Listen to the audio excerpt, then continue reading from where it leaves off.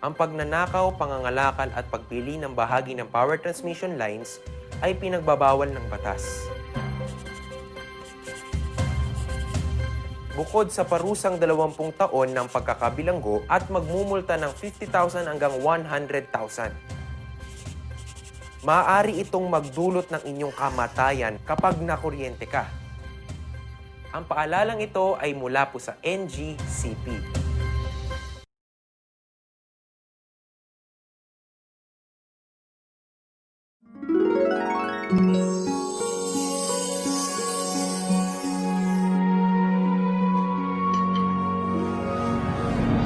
Hi, I'm Jesse Lasaten. I'm a film composer. Musar gave me a solid foundation in achieving my dreams of becoming a film composer.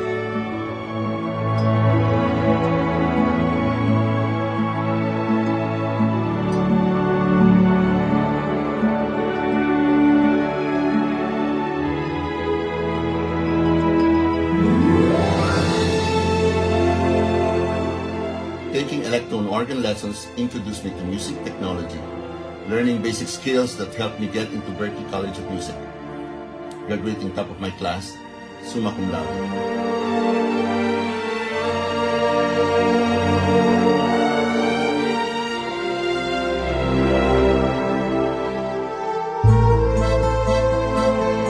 That very same music foundation that led me to become one of the multi-awarded film composers in our country.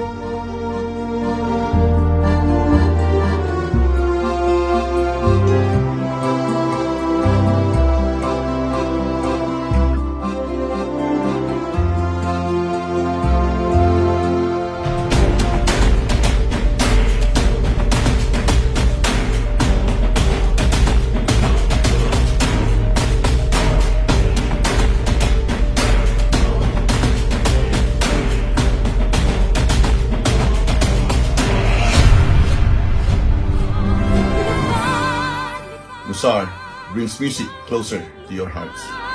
Maniwala sa iyong galing, abot mo ang bituin, lipan-lipan.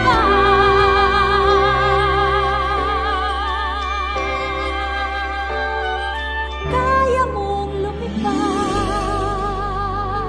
Let the music take you there. The star will take you everywhere. Bringing music closer to your heart. The star will take you there.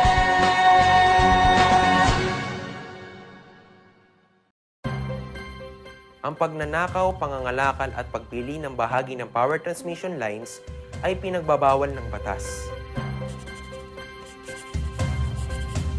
Bukod sa parusang 20 taon ng pagkakabilanggo at magmumulta ng 50,000 hanggang 100,000. Maaari itong magdulot ng inyong kamatayan kapag nakuryente ka. Ang paalalang ito ay mula po sa NGCP. Bawal magkabit ng antena sa ilalim o malapit sa linya ng kuryente dahil maaari kayong makuryente. Lubhang mapanganib yan dahil ang mismong pagtatayo ng bahay o anumang istruktura malapit sa linya ay pinagbabawal din. Dahil sa lakas ng kuryenteng dumadaloy sa linyang ito, ang paglapit at pagdikit ng anumang bagay na hawak ng tao tulad ng bakal, kahoy o kawayan ay maaaring maging sanhi ng aksidente o pagkamatay. Ang paalalang ito ay mula po sa NGCP. Hi, I'm Marky Hora. Team bahay ka rin ba katulad ko? Pero gusto mong laging updated sa mga balitang napapanahon at interesting? From the comfort of your own home, maaari ka nang maging informed. Sa Regional News Group o RNG Luzon, mabilis at accurate na balita, madali ninyong maa-access. Pwedeng via Twitter. I-tweet lang ang inyong sumbong at hinaing gamit ang hashtag RNG Luzon. Instagram, Facebook, at YouTube. Hit the notification bell para lagi kayong updated sa aming mga bagong videos. Like, follow, and subscribe ang social media accounts ng RNG Luzon.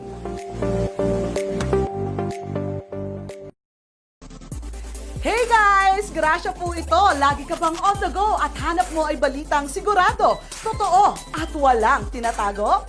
Sa Regional News Group o RNG Luzon, mabilis at accurate na balita, madali niyong ma-access. Pwede via Twitter. I-tweet lang ang inyong sumbong at hinaing using the hashtag RNG Luzon. Instagram, Facebook, at YouTube. Huwag kakalimutang i-hit ang notification bell para lagi kayong updated sa aming mga bagong videos. Like, follow, and subscribe ang mga social media accounts ng RNG Luzon.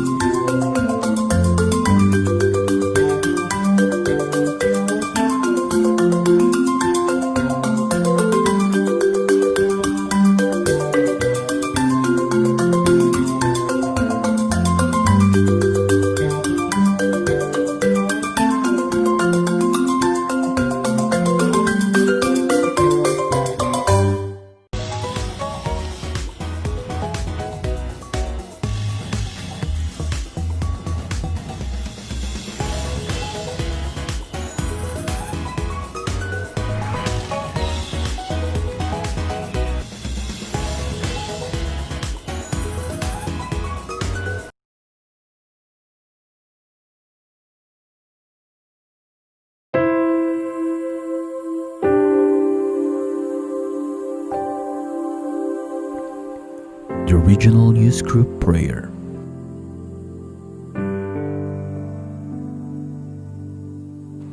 Dear Lord, thank you for the opportunity to meet today. May we engage with each other with faith and perseverance. May we manage each situation with wisdom and value.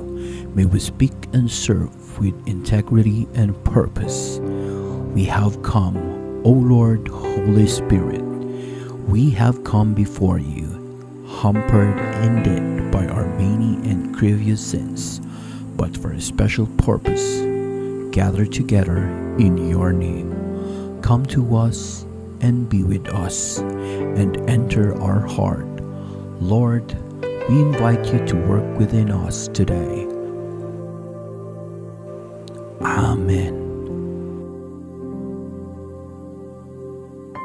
The views and opinions expressed by the host do not necessarily state or reflect those of the company and its management. Furthermore, the views and opinions of the guest do not reflect those of the hosts, the show, the management, and the network. Naimbag nga aldaw yung manan kakabsat, and welcome to another episode of Talk Time. For this episode, we will be talking about the youth and the LGBT community and their participation to autonomy. We have invited youth from Mountain Province and from the city of Baguio, who are also members of the Baguio City SK Federation, to talk to us the efforts that they are doing in forwarding the autonomy issue. And at the same time, a seasoned teacher from the National High School of Mangkayan to represent the LGBT community. So stay with us for another hour of Talk Time.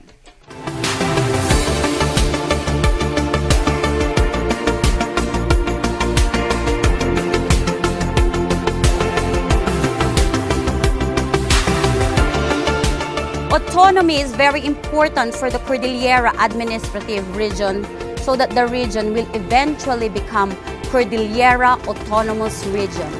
It is the dream of our forefathers.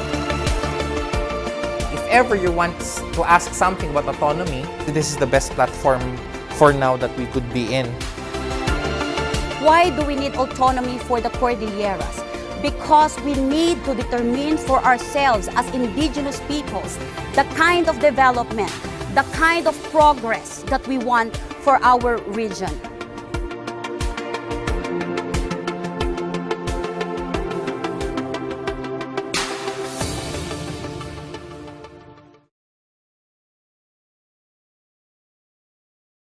For today's episode, we will be talking about the role of the youth in forwarding the clamor for autonomy.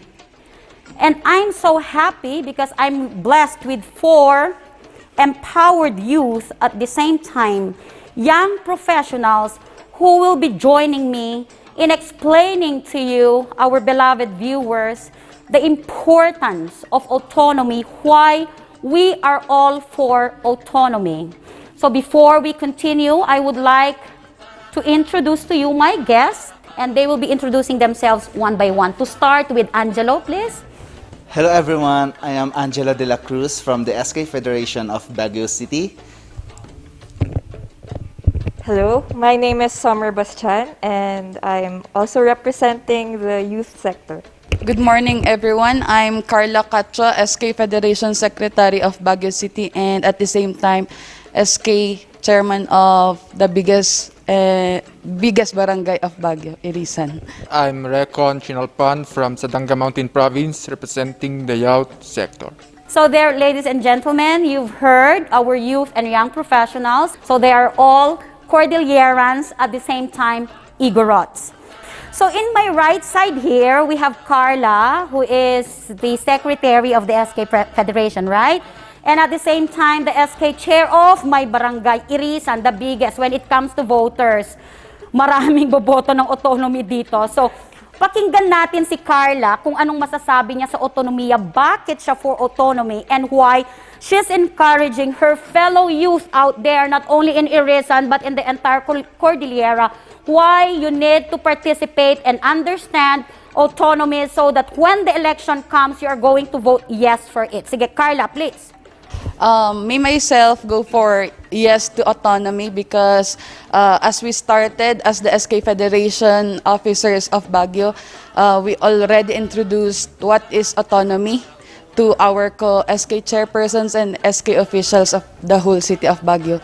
So for the benefit of this program that we are pushing through, all the kabataans or all the youth of the whole city will be benefited, especially on the financial aspect of this program. Kasi mas malaki po yung magiging percentage ng sharing natin sa budget.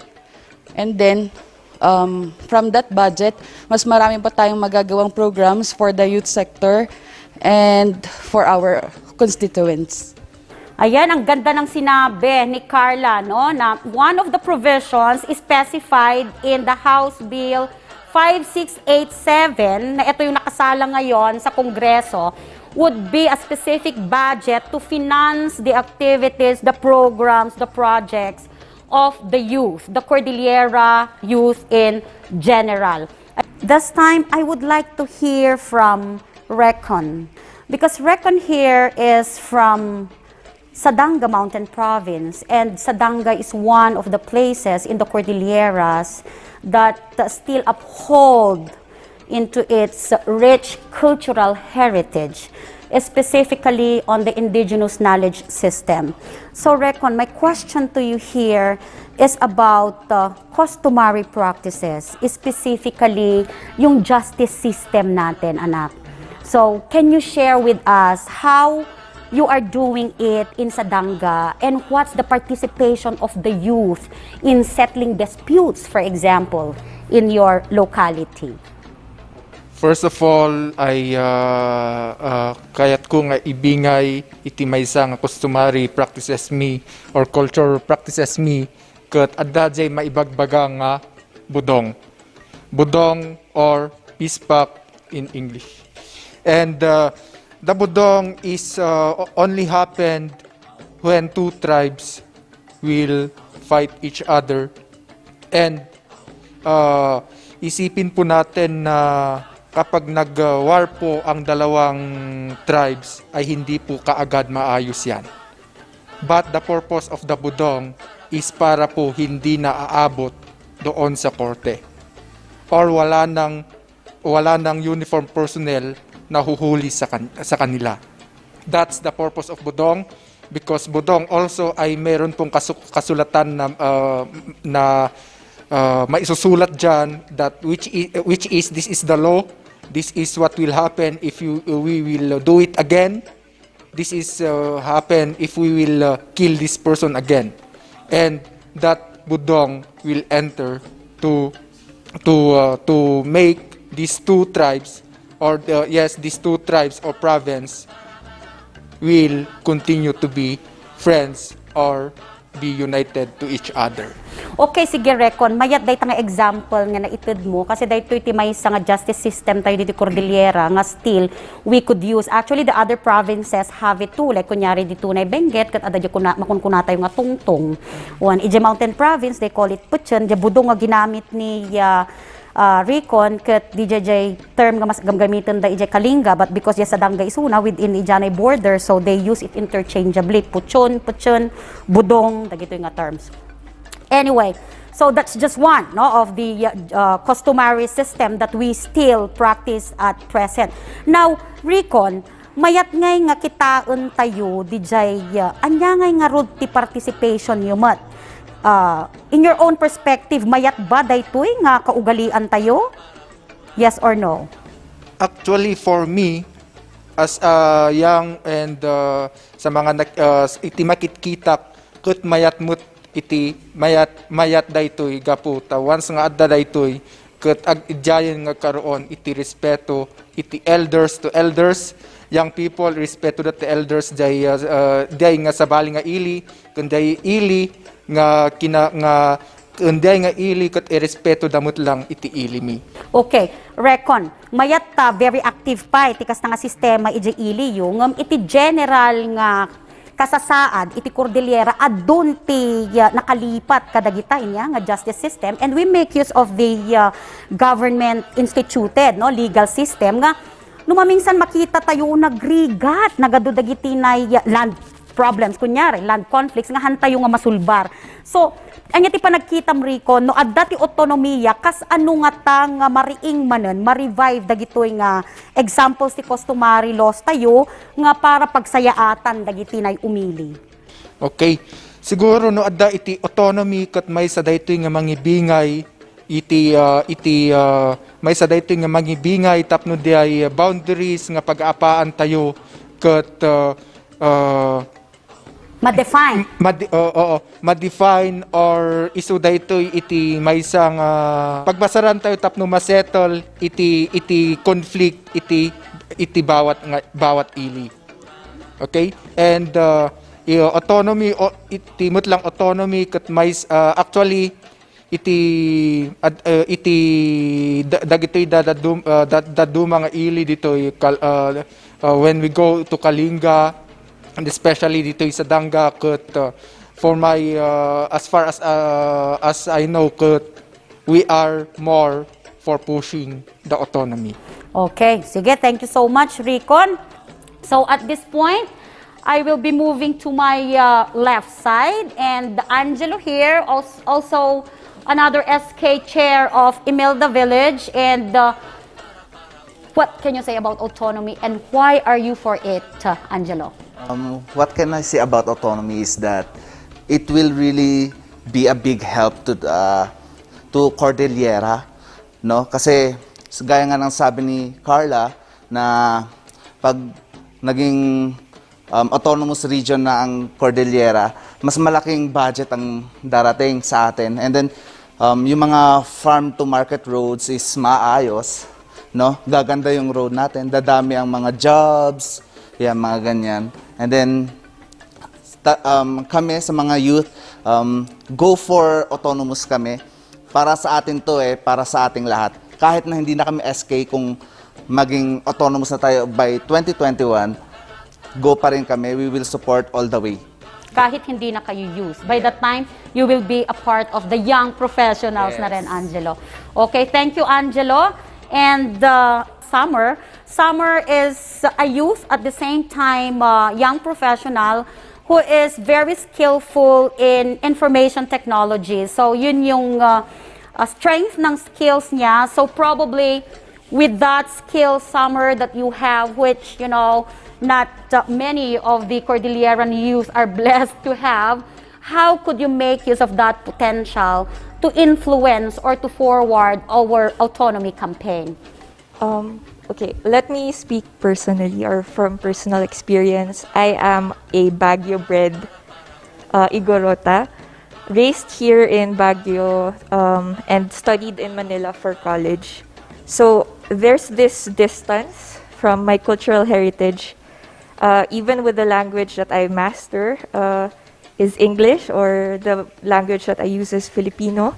And I think that is caused by, or one of the reasons this is the case for me and for a lot of IPs as well, is because families move to more economically developed areas.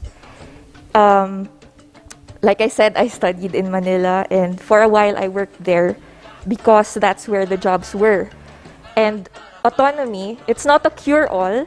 It's not gonna solve all our problems, but it allows the region to the opportunities for more development, for more economic development. And I long for the day where we don't have to think of going to Manila to get jobs in the film industry or in television or in the wider television industry or media industry.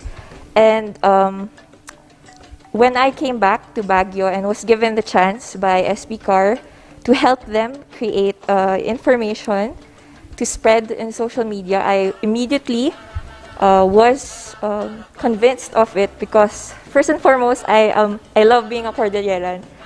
I love my roots. I love my cultural identity. And it's something that is in my heart to help contribute, help in any way to the development of a region which is rich in resources, but unfortunately, as we have been finding out in these IECs conducted by SPCAR, we are given only the least amount of budget in the national budget. And that has not helped us at all in developing as a region. And there's so much more we can be doing. So, yun po. Thank you so much, Summer, for that explanation. The case of Summer here is actually the case of many Cordillerans who were forced to migrate to other places which offers greener pasture, better opportunities, just so that they could pursue their education. And with the explanation of Summer here, she believes that eventually, when we can establish an autonomous region for the Cordilleras, it will change the entire landscape, the entire scenario, because education-wise, we can focus on the educational needs specifically of the region that will answer the professional needs of the region. Like, for example, mining engineering, because we have a lot. Forestry or forest engineering, agricultural engineering, alternative courses that will answer the real need of the region to develop and progress. Sayang dagiti laing, dagitunay nga youth tayo, nga timakinkinabang, ket dagiti ganaet nga lubong, other countries out there, because we don't have the best opportunity to offer to them. Okay, so at this time, we have heard the piece of each of our four youth representatives here, their take about autonomy. this time I would like to ask them of their moving forward, what they are, what projects or programs they intend to do or to forward in order to help in the dissemination of information about autonomy. We have to understand that 3 of them are actually based here in Baguio, and they are very privileged because they are in the city, because they have access to all, like Wi-Fi wise, technology, exposure to the promoter of IEC for autonomy, like this training that we have now. It is again dominated by Baguio youth, which is an opportunity that is not open, no, to other provinces. Well, it's open, but because of the difficulty and the situation now that we are under COVID, the difficulty of traveling, so when it comes to access, mas privileged na naman itong mga taga Baguio.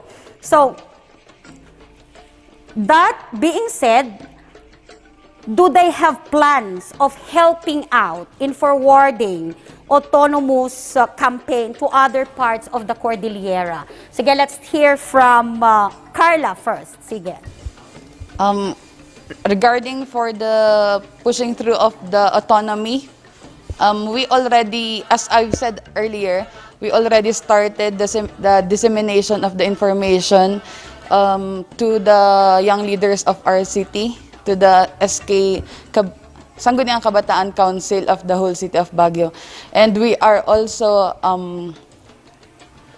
willing to help in the dissemination of the information regarding this project to the whole Cordillera. How are you going to manage to do that, Carla? So since we are in the federation and the youth sector, we can coordinate with the Sangguniang Kabataan of the different provinces that we have in the Cordillera. Okay, thank you, Carla. Let's also hear from Angelo, who's also a member of the federation. Can you add up to what Carla said? Yes, so in addition with that, no, since ang mga youth is mahilig na ngayon sa lahat ng mga online activities, no, mga Facebook, we could also add an online IEC, you know, para kahit saan man sila, kayang-kaya. And then, since Baguio is very, what you call that, high-tech na, we could share our technologies with the far-flung areas, or we could be the one to go there, to their areas, para i-disseminate kung ano ba ang ibig sabihin ng pagiging autonomous region natin sa Cordillera. Okay. Maganda yung proposal ni Angelo, pero let's look into this, picture again. Gaya nga ng sinabi ko kanina, we're lucky here in Baguio City because we have all the connections that we need. The thing is, in the far-flung areas, anak, awang mo ti Wi-Fi connection da. So, haman nga effective da kita Zoom meeting, Zoom training, Google Meet, and other platforms nga mabalin tayo nga aramidan dito yung Baguio, nga mahan nga agbalin ijay luglugar nga sulusulinak, ti parte ti Apayao, for example, Ifugao, and Abrawan. So, kas ano tayo nga tanga ma-maximize? Siguro this time ni kabsat tayo nga rekon timang answer. Kas ano tayo nga ma-maximize DJ spread na dagito na adal tata dito na IEC training for autonomy kadagiti kadwa tayo nga youth ijay sulsulinak nga haan nga madanon dagitoy klase nga program nga kayat nga aramidon ni Angelo kon kini Carla. Okay, actually madanon tayo data as for actually adumot iti willing nga ag speaker iti own barangays da or own places da, but what we would do kat dagijay da willing nga maging autonomy speaker kat we would train them or we kat mabalin nga agpa-invite tayo agpa-invite tayo as may isang speaker no at that time amo tayo dita nga place, dita nga lugar tapno kasjay kat ma-share tayo or ma-disseminate tayo iti iti information about autonomy. Okay. Maya DJ imbaga ni Recon no on how you could localize.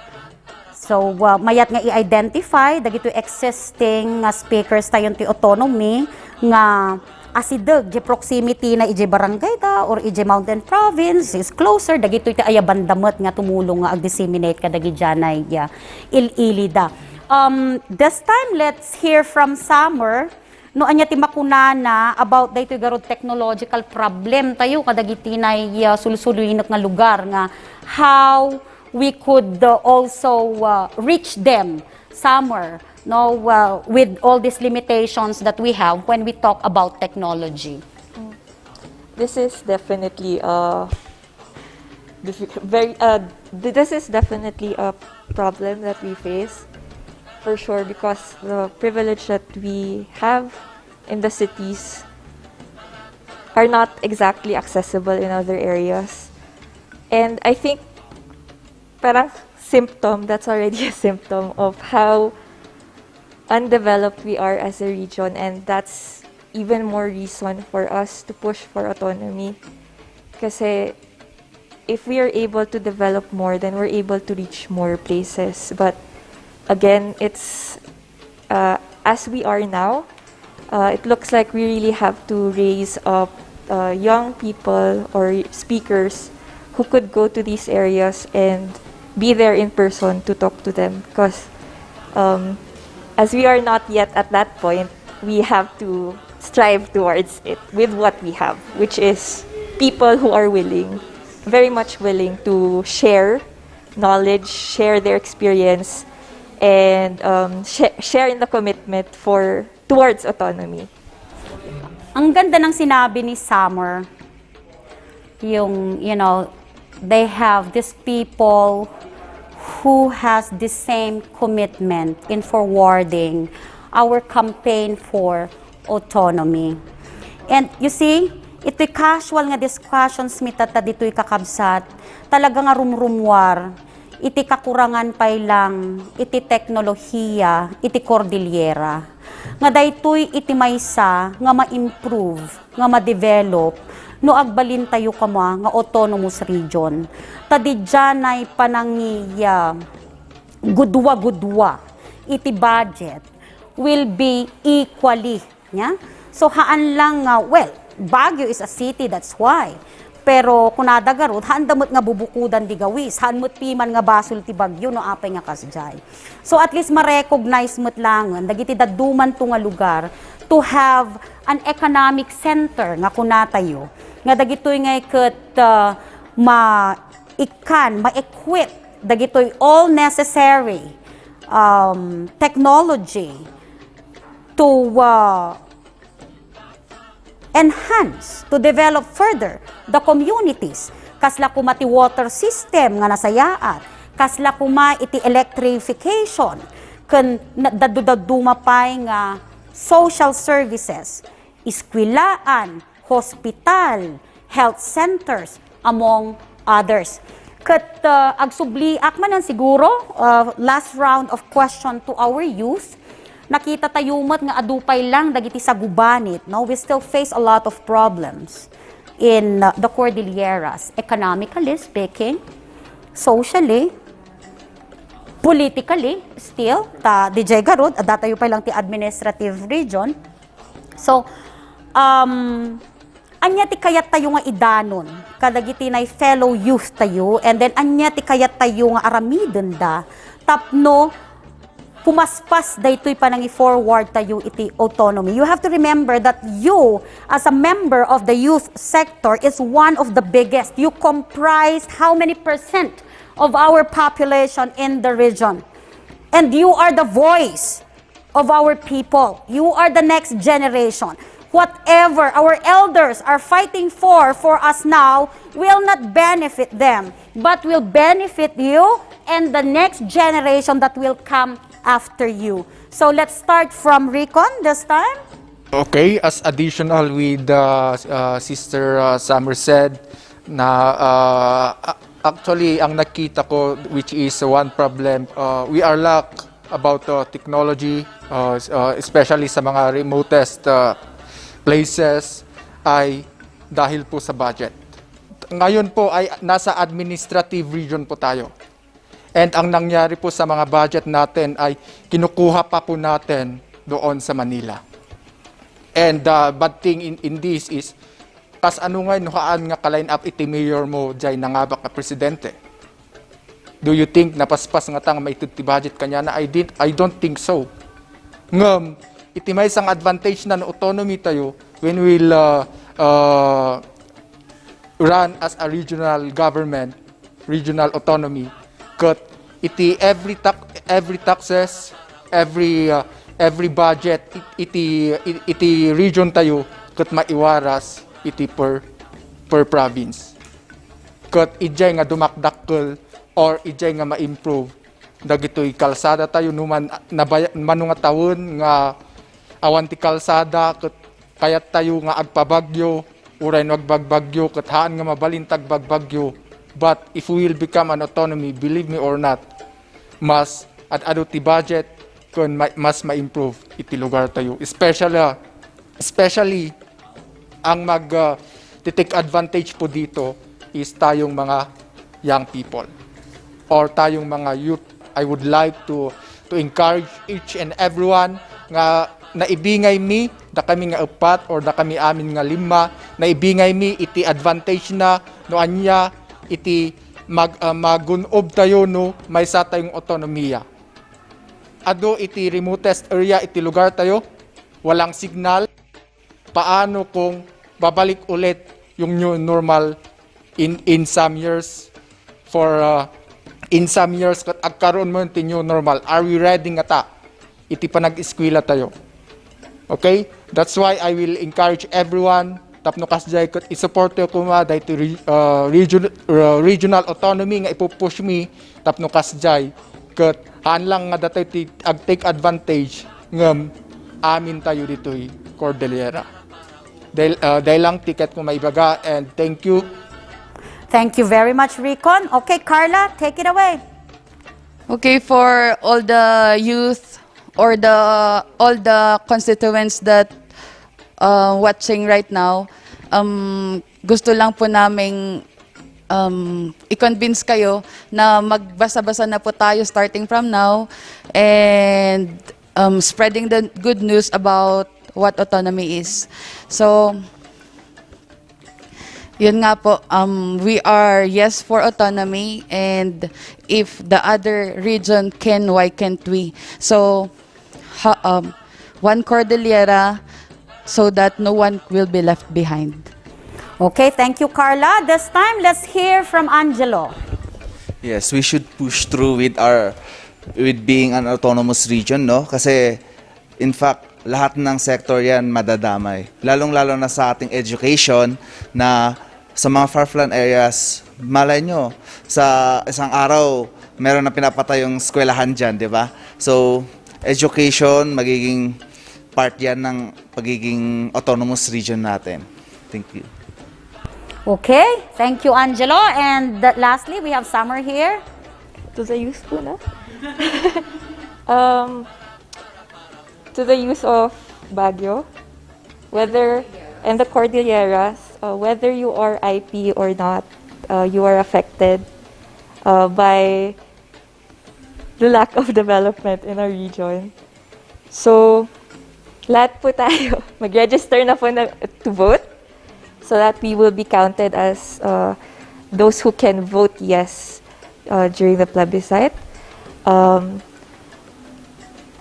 As well as, let me repeat, yes, what our friend Carla said. Please read up on autonomy. Let's not be satisfied sa mga sinasabi or opinion lang that may not be grounded in fact. Let's research ourselves what the autonomy bill is actually saying and what the autonomy bill is actually saying and what it is protecting, what it is fighting for.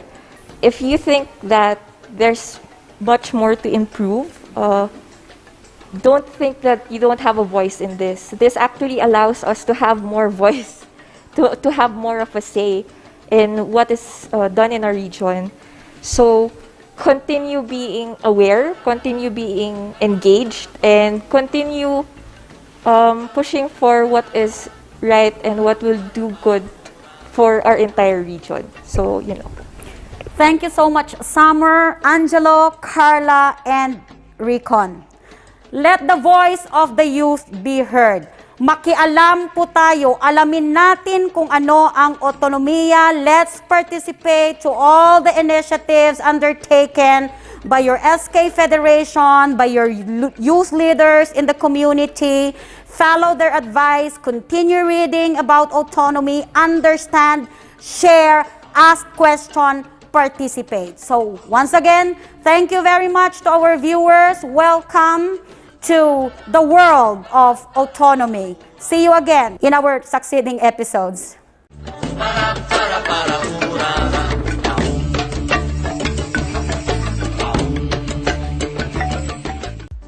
Hi, I'm Marky Hora. Team bahay ka rin ba katulad ko? Pero gusto mong laging updated sa mga balitang napapanahon at interesting? From the comfort of your own home, maaari ka nang maging informed. Sa Regional News Group o RNG Luzon, mabilis at accurate na balita, madali ninyong maa-access. Pwedeng via Twitter. I-tweet lang ang inyong sumbong at hinaing gamit ang hashtag RNG Luzon. Instagram, Facebook, at YouTube. Hit the notification bell para lagi kayong updated sa aming mga bagong videos. Like, follow, and subscribe ang social media accounts ng RNG Luzon.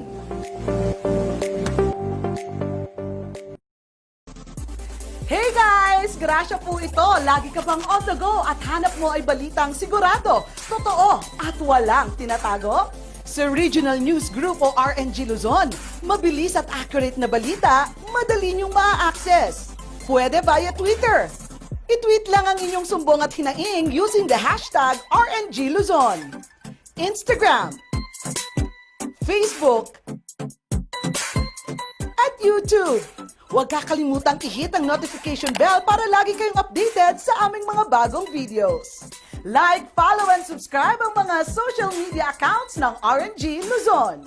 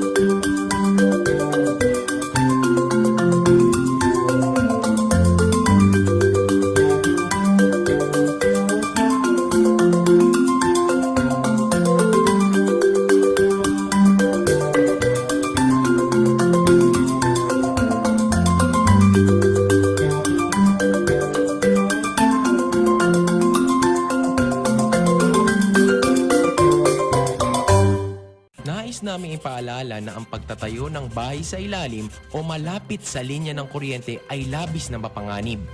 Kapag aksidenteng maputol ang kable ng kuryente, maaari itong makasunog ng mga kabahayan at makamatay. Dahil dikit-dikit ang mga bahay, mabilis nakakalat ang apoy. At kapag tumama ang matinding kalamidad, maaaring matumba ang tore ng kuryente at direktang gumuho ang tore sa bahay ninyo. Ang paalalang ito ay mula po sa NGCP.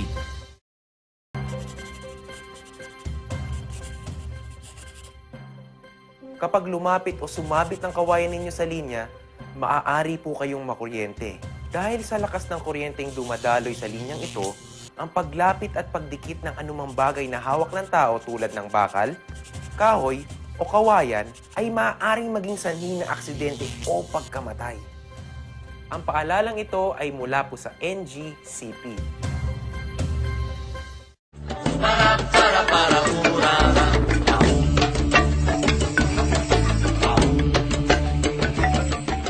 Ti unang nga guest tayo para dito'y episode tayo on the different supports group and what they can do in forwarding the clamor for autonomy is a seasoned teacher of different levels and different subject matters. She also went abroad to forward her career as an educator and came back to her region, to her place specifically to share that international learning that she learned abroad and serve her people. Let's welcome today our guest, no other than Wilbert Wanas. Hi everyone and welcome. I am Beats and here to serve you anytime, anywhere. Our topic this morning would be the different support groups, and these groups are also helping in forwarding the campaign for autonomy. So you're one of the very active, and for this particular discussion, you will be representing the LGBTQ++. Yes, precisely. Because they are also a big population in our region specifically. Correct. So what do you think? What can you contribute in forwarding the campaign for autonomy so that eventually this time people would vote for yes? Well, precisely, before we look into the LGBT sector, autonomy has been an issue before. And this is actually the third time that we will be campaigning for the autonomy of the Cordilleras. Well, as a member of the LGBT community, we shouldn't be set aside because of the fact that LGBT members also are great influencers, and it should be placed also on the House bill, specific provisions, because I have read also some provisions therein wherein there is, although it's gender responsive, okay, the House bill is gender responsive. I have seen it talking about women's rights, youth empowerment, and other sectors. Well, although in each of those sectors, halos lahat, may miyembro ng LGBTQ++. Yes, so huwag iset aside yung power ng madlang people, ng mga kabaklahan, mga katomboyan, to be a great influencer. So anong mapapala nila pag nag-yes sila dito sa autonomy? Yung mga ka-group ko dyan, anong mapapala nila pag nag-yes sila for autonomy? Well, basically, directly and indirectly, ang daming lang mapapala. First, it will be an economic boom. Ngayon pa nga lang na nasa administrative tayo, ang dami ng economic benefits sa kanila. How much more kung magiging autonomous tayo wherein makukonsentrate sa Cordillera yung mga resources natin. And it will not just benefit LGBTQ from the Cordilleras, but as well as the neighboring provinces, actually, neighboring regions. Ngayon pa lang ulit, ang dami ko nang nakikita na hindi taga-Cordillera na andito na sa ating lugar to work here.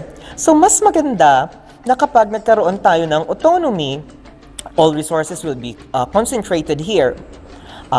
There will be an economic boom. Dadami ang tao sa Cordillera. Cordillera will be promoted. So in other words, it will generate more jobs, not just only for the LGBTQ community, but for other people as well. No, ang alam kasi natin pag LGBT is nasa parlor lang yan. But in all fields of endeavor, andyan yan lahat. From offices, call centers, education, health. So more or less, lahat magbe-benefit, especially doon sa LGBTQ community. Okay, Pits, maganda yung nabanggit mo, no? Yung economic. Yes. So I would like to focus doon sa ano bang mga industries very active ang LGBTQ++ na pwede pa nating i-enhance at pwede pa nating, gawing mas malaking industry. For example, diba, ang magandang i-develop sa Cordillera would be yung sa fashion. Yes, correct. Sa garment. So, you might want to expound on this. One of the most active areas ang mga kasamahan ko sa LGBTQ is actually yung fashion industry, yung sa beauty, hair and makeup industry. Diyan sila actually kumikita. I have some friends who are professionals like nurses, but they work as makeup artists. No? Kasi kung gaganda dito sa atin, mapopromote sa atin yung tourism natin, ang dami sigurong magpapa-prenup dito eh. Doon sila kumikita ngayon actually, ngayong pandemic. Ang dami kong nakikita sa mga friends ko who are promoting actually the fashion industry here, the makeup, the fashion. So sabi ko, wow! Mas magiging malaki na market yung Cordillera kapag nagkaroon tayo ng autonomy. Mas maraming mga tataas na mga tao dito. Mas maraming, wow, let's go visit the Cordillera. Magiging wow, Cordillera talaga siya. Bits, yung sa fashion, balik ulit tayo Yes. sa fashion. Doon sa ating garments. Yeah, sa garments. Diba? Ang ganda ng mga weaves natin. Correct. How we can intersperse, okay, this design, Yes. the typical or the general clothing that we use. Para din at the same time, mapaunlad natin yung weaving industry. Correct. At the same time, again, we have to remember, responsive siya dun sa Cultural, yes. So, you wanna talk more about that? Okay.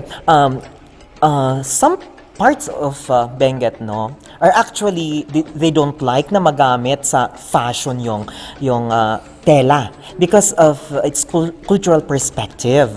However, nowadays medyo nag-widen na yung horizon nila na pwede pala. Okay? Kasi noon nakikita ko na pag gumamit ka ng G-string, gumamit ka ng utan, gumamit ka ng mga local na products, baduy yun.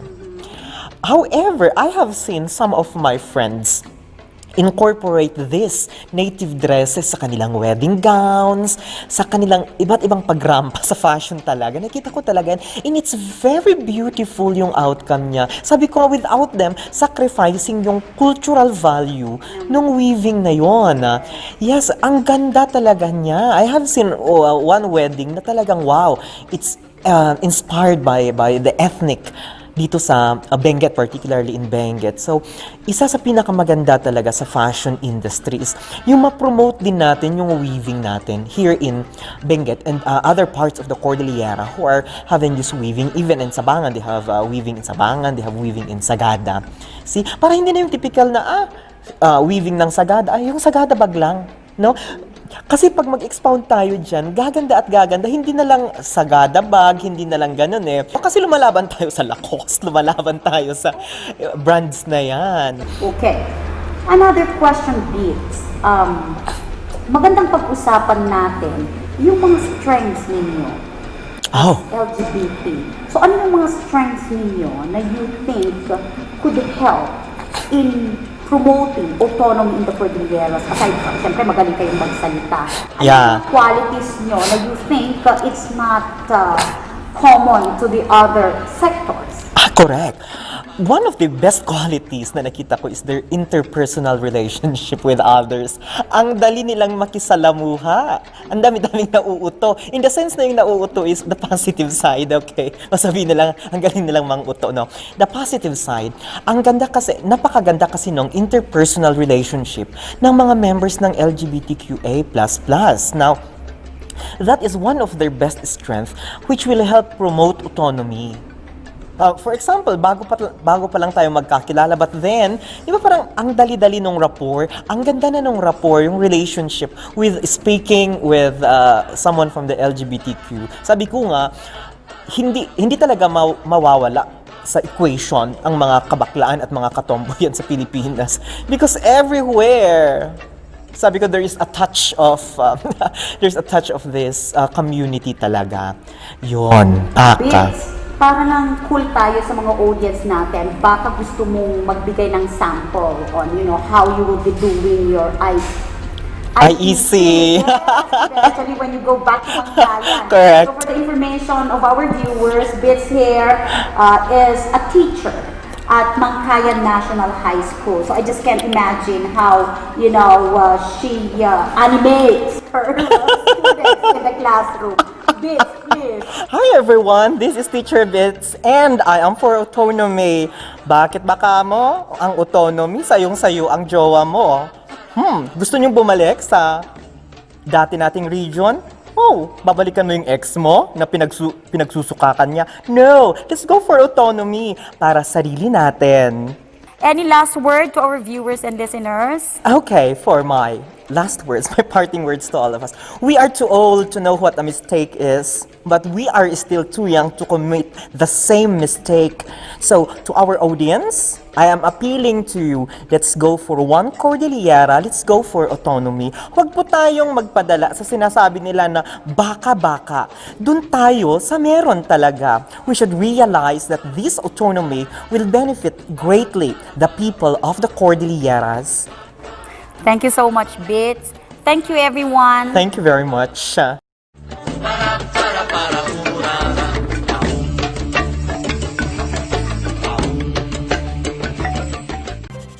Kapag labis pong nainitan o nausukan ng mga linya, tore at mga materyales na nakakabit dito, maaaring magdulot ito ng pagkaantala sa daloy ng kuryente. Bukod sa apoy, ang usok mula sa pagsisiga ay nagiging dahilan para ma-ionize ang hangin sa paligid ng linya ng kuryente. Ang mismong hangin ay pwedeng maging konduktor ng kuryente sa pagitan ng mga kable. Ang usok ay maaaring daluyan ng kuryente papuntang lupa at maging sanhi ng brownout. Ang paalalang ito ay mula po sa NGCP.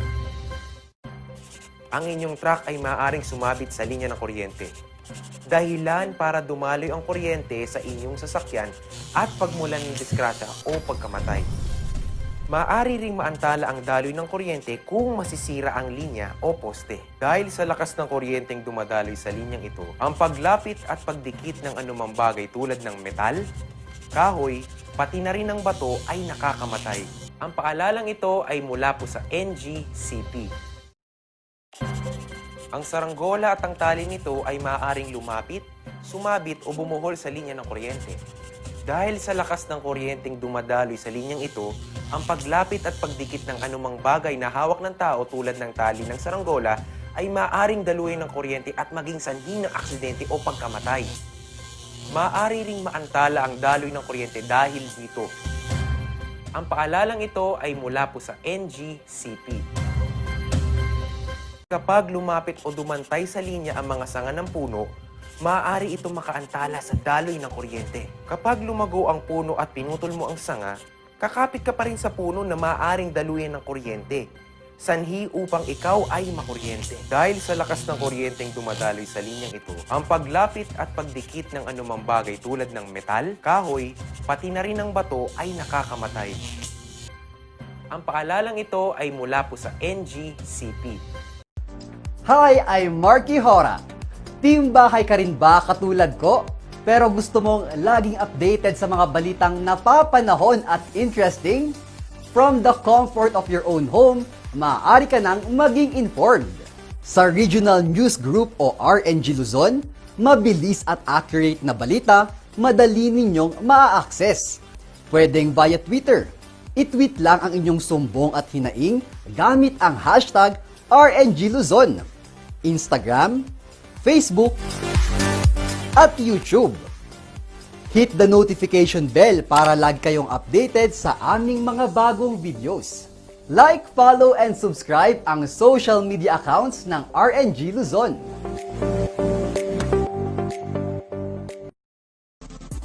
Hey guys! Grasya po ito. Lagi ka bang on the go at hanap mo ay balitang sigurado, totoo at walang tinatago? Sa Regional News Group o RNG Luzon, mabilis at accurate na balita, madali niyong ma-access.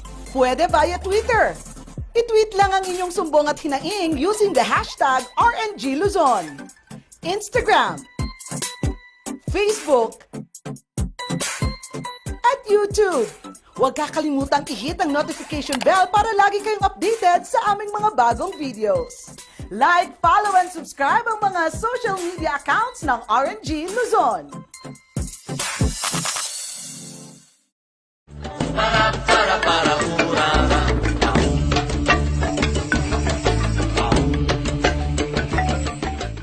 Thank you for staying with us for another hour. We hope that you will continue watching our show Talk Time every Monday, 7 to 8 in the evening.